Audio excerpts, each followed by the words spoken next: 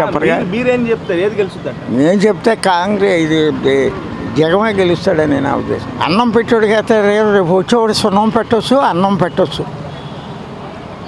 జగన్ అన్నం పెడుతున్నాడు అంటారా? అప్పుడు బీదా బాగా ముసలోళ్ళకి నాగంటోళ్ళకి నాకు 101 నడుస్తుంది. మరి పెడుతున్నాడు కదా, మరి రేపు వచ్చేవాడు పెట్టచ్చు, పెట్టకపోవచ్చు. నమ్మకం ఏంటి?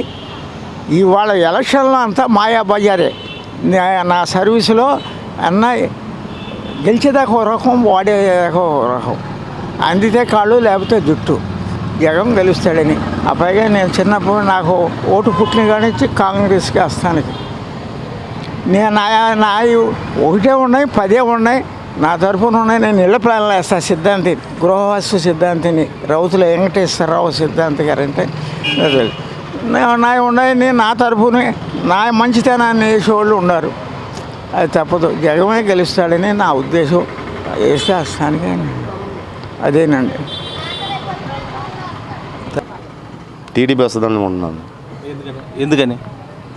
ఒకసారి ఓడిపోయి ఉన్నాడు ఆయన, ఒకలా వచ్చే అవకాశం ఉంది. అంటే జగన్ ఇచ్చిన పథకాలు కానీ జగన్ చేస్తున్న ప్రభుత్వం ఈ కరెక్ట్గా బాగాలేదంటారా? బాగుండే, మన అభివృద్ధి లేదు, ఏమి డెవలప్మెంట్ లేదు, పథకాలు ఉంది. అది అంటే డబ్బులు ఇస్తున్నాడు కదా, అభివృద్ధితో మనకు పని ఏంటి? అలాంటి ఎలా అంటే 10 మంది బతకాలి కదా, అందరం ఇప్పుడు కూర్చోబెట్టి తినిపిస్తున్నాం కదా. పథకాలు కంపెనీలు వచ్చి ఉంటే 4 బతికేవాళ్ళు, చదువుకున్న కుర్రోళ్ళు కానీ ఎవరన్నా సరే, అంతేనే కదా. అది ఇంకా అభివృద్ధి అంటే ఇంకేంటి? ఏదైనా కంపెనీలు వచ్చి కొద్దిగా 10 మందికి ఏమైనా ఉపయోగపడేదైతే పర్వాలా. ఇప్పుడు 100కే 30 మందికి 40 మందికి వస్తున్నాయి. అందరికి ఇస్తున్నాం అంటున్నారు, అందరికీ రావట్లేదు కదా. అది అయితే తెలుగుదేశం నుంచి కృష్ణప్రసాద్, వైఎస్ఆర్సీపీ నుంచి రాము ఇద్దరు పోటీ చేస్తారు. వీళ్ళిద్దరిలో కృష్ణప్రసాద్ వస్తాడు అనుకోండి. ఎందుకు ఒకసారి ఓడిపోయి ఉన్నాడుగా. ఇంతకుముందు అంటే నేను కైకులూరు నుంచి ఉన్నాడు నేను. అది కంపల్సరీ టీడీపీ ఖచ్చితంగా వస్తుందండి. వస్తాయి అనుకుంటాం మేము. మన ప్రజల్లో ఎలా ఉందో తెలియదు, మన ఊహాలి. అది అది తిరుగుతాం. మీ అభిప్రాయం అయితే అది అది బోరగడ్డ వ్యాధవ్యాస్ గారికి సీట్ రాలేదు. ఒకవేళ ఇండిపెండెంట్గా కానీ ఏదన్నా కాంగ్రెస్ పార్టీ నుంచి పోటీ చేస్తే ఎలా ఉంటుంది? అంటే ఇప్పుడు ఆల్రెడీ 4 పార్టీ మారి ఉన్నాడు కదండి. ఆయన ట్రై చేస్తున్నాడు జనసేనకి ఇస్తారని, ఇచ్చే అవకాశం లేదు. అది ఆయన విడిగా పోటీ చేసినా కూడా పోటీ చేసినా ఏం పడతాయండి? పడతాయి, కొద్దిగా పడతాయి, పడకుండా ఉండవు కదా ఎంతో కొంత. ఇప్పుడు 10,000 మెజార్టీ వస్తుంది, అప్పుడు 3,000 లాక్కుంటారు కొద్దిగా. అది ఎవరో పెద్ద ప్రభావం అయితే ఏముండదు అనుకుంటున్నా. అది రేపు రాబో 2024 ఎలక్షన్లో టీడీపీ నుంచి కృష్ణప్రసాద్, వైసీపీ నుంచి ఉప్పాల రాము ఎవరు గెలుస్తారండి? మాకు మట్టికి 185% మాకు ఉప్పల రామప్రసాద్ కొడుకు రాము గారు గెలుస్తాడు. మళ్ళీ జగన్ ముఖ్యమంత్రి ఆయనే. అది మరి మధ్యలో బోరగడ్డ యాదవ్యాస్ ఇండిపెండెంట్ ఇంటి మాటలే యాదవాసులు ఇంటి మాటలే. అయితే ఖచ్చితంగా రామయ్య గెలుస్తాడు. వస్తాడు ఎమ్మెల్యే మటుకి రామయ్య, మళ్ళీ ముఖ్యమంత్రి మటుకి జగన్మోహన్ రెడ్డి. జగన్మోహన్ రెడ్డి అభివృద్ధి బాగా చేశారు. ఏ క్లాస్ చేసాడు. పిల్లలకు డబ్బులు ఇచ్చాడు, అమ్మవాళ్ళకి డబ్బులు ఇచ్చాడు, కాలేజీ డబ్బులు ఇచ్చాడు, 40 సంవత్సరాలకు డబ్బులు ఇచ్చాడు, పింఛన్లు ఇస్తున్నాడు. ఇంకా అన్ని ఇంకేమంట.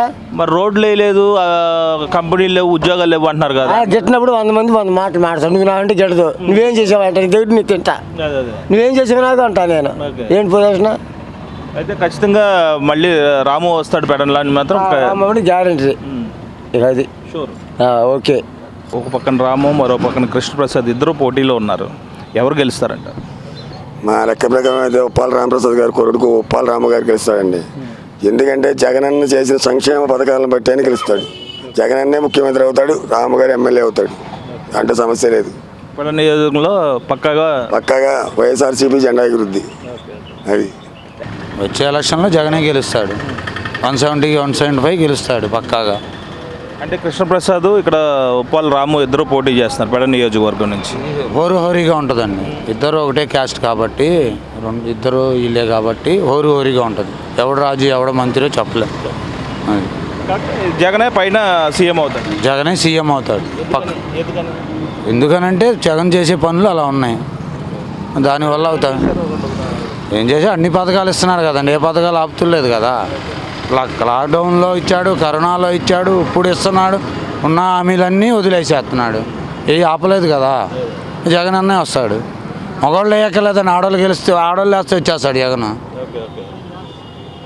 బోరగడ్డ వ్యాధికి మరి సీట్ రాలేదు, మరి ఇండిపెండెంట్గా కానీ వేరే పార్టీలోంచి వచ్చే అవకాశం ఆలోచిస్తున్నాడు. మరి దాని మీద ఆయనది మన గురించి తెలియదు. ఆయనది మనకి ఈయన కృష్ణప్రసాద్, ఈయన రాము.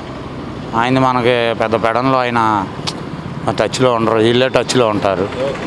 మనం ఎంతసేపు మనం వచ్చి కూడా అదే పెట్టుకున్నాం జగన్ది. జగన్ పక్కా జగన్ మనం 175 వచ్చేస్తాయి. 130 టీడీపీ గెలుచుద్దండి. అంటే ఉప్పల రాము, కాగిత కృష్ణప్రసాద్. కృష్ణప్రసాద్ గెలుతాడు. అదండి. ఎందుకనండి కాగిత కృష్ణప్రసాద్ ఎందుకని గెలుస్తారు? ఎందుకంటే కొన్ని ఆయనే అంటారండి మా ఊరు అంత ఎక్కువ. మీరు మీ మాట చెప్పండి. ఆయన మాకండి నీ పార్టీ ఫీలింగ్ కొన్ని చేతలేదండి వీళ్ళు, అందుకని మేము అటు చేసాం. కృష్ణప్రసాద్ చేద్దామని అనుకుంటున్నాం. చేయట్లేదా వైసీపీ వాళ్ళు? అనుకూలమైన వాళ్ళు చేస్తున్నారు. అదేండి సార్. కొత్తగా రామప్రసాద్ గారు రాము దగ్గర డబ్బు ఉంది, డబ్బే లాగేస్తుంది. అంటే కృష్ణప్రసాద్ దగ్గర డబ్బు లేదంటారా? ఉన్నా కానీ ఖర్చు పెట్టడం. ఖర్చు పెట్టడా? ఇది ఖర్చు పెడతాడు. రాము ఖర్చు పెడతాడు, ఖర్చు పెడతాడు. కృష్ణప్రసాద్ ఖర్చు పెట్టడం. ఎందుకని ఖర్చు పెడతాడు? డబ్బు ఎక్కువ ఉంది, దగ్గర కోట్లు ఉంది. అదే తక్కువ ఉంది, అందుకని ఖర్చు పెట్టడం. రోజులు ఎట్లా ఉన్నాయంటే ఆ 2000 అయితే 5000 ఇస్తాడు. అవసరం అయితే ఆ 2000 ఇచ్చాడు కృష్ణప్రసాద్, 5000 ఇస్తాడు, లాగేస్తాడు. అంటే డబ్బు ఎవరు ఎక్కువ ఇస్తే వాళ్ళే కదా ఓటేసేది. వేసేస్తారుగా. రోజులు మారిపోయాడు కానీ, రోజులు మారిపోయాడు.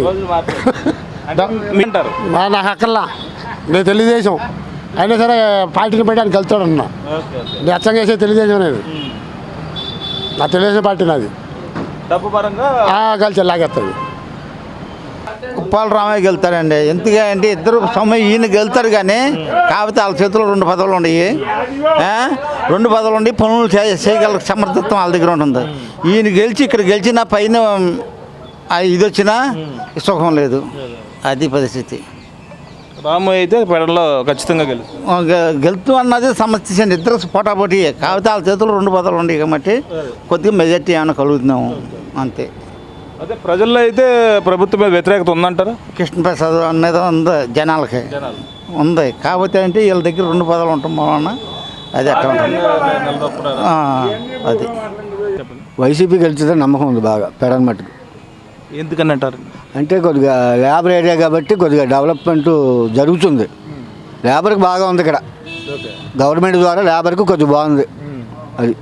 అందుకని వైసీపీనే కొద్దిగా ఉంది, ఊపు ఉంది. కృష్ణప్రసాద్కి అవకాశం లేదు చెప్పలేమండి. ఈయన క్యాండిడేట్ మరి హోరాహోరీగా ఉంటుంది. ఎక్కువ వైసీపీ మీదే ఉంది. అంటే ఈ ఏరియాలో కనపడలో లోకల్ విలేజ్ ఏరియాలో ఎక్కువ వైసీపీ మీదే ఉంది.